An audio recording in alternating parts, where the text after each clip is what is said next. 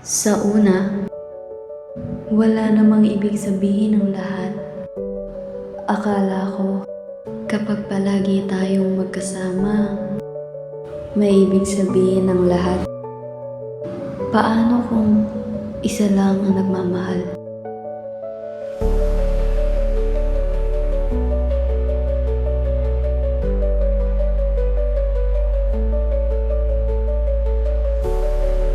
Minahal kita sa katahimikan, sa mga tingin na hindi ko kailanman inamin, sa mga salitang pinili kong lunukin para lang manatili sa tabi mo.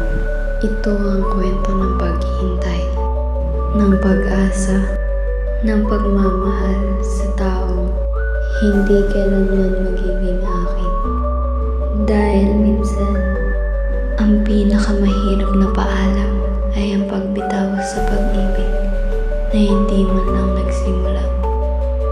Palaging nakangiti kahit nasasaktan na. Sa ngiti at boses mo parang sapat na para manatili.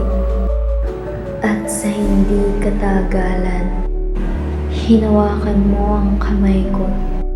Hindi ko inasahan ng iyong sinambit. Gusto kita.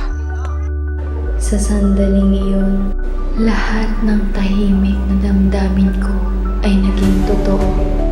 Ngunit minsan, ang pag-ibig ay hindi sinuklian kahit sa pinakamagandang paraan.